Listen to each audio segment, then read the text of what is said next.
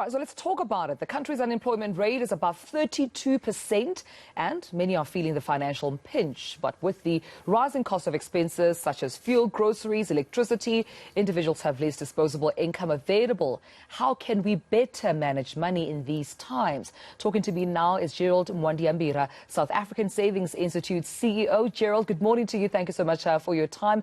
Hopefully you're bringing in some good news, because that's the reality of most South Africans.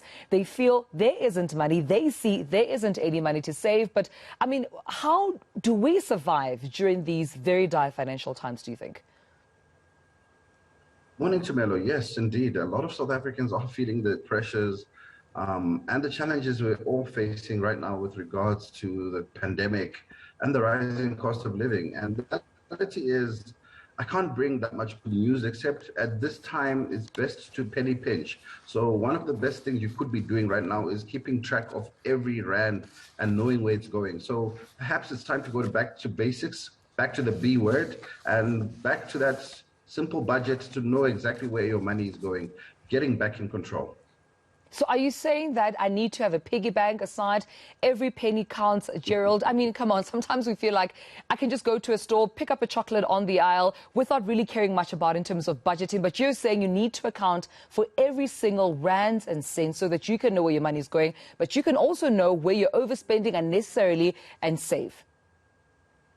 Definitely. I think at this time, we need to keep track of our money and know where it's going. And also, there's also the hidden charges, those so-called administration fees, bank charges, etc. So it's time for you to delve into your bank statement and see where your that odd 50, 100, 200, 300 rand disappears to every month. Try and guess the best service provider to get the best cost and price for whatever services you're using. And if you've got one of those premium bank accounts, which has airport lounges and all these extras, no one has flown for almost 2 years. So perhaps it's time you got rid of all those extra frills, go back to a back to basics account with little or no charges. Already you can save some money there. And then with your budgeting, you definitely can start taking control or taking back control of your finances. Right. I certainly agree with that, Gerald, because precisely I feel like sometimes we living in a world where perception is everything. I need to look rich. I need to look like that I have my life together. I need to look fancy. But the truth of the matter is, it goes back to our viewer question this morning. You need to be able to save up for the needs, the basic needs you need, and emergencies are one of those important things that we need to think about. Now, give us some tips here, because I've read up somewhere that you definitely need to ensure that you save up for emergencies, be it hospital cover, or be it if something happens to your child, your car, and you need to almost save a certain amount of your salary or your income to be able to back you up in those situations that you hadn't really planned for. Well, definitely. Well, saving for emergencies, and one of the best ways for saving for emergencies is re-looking at the need for your insurance.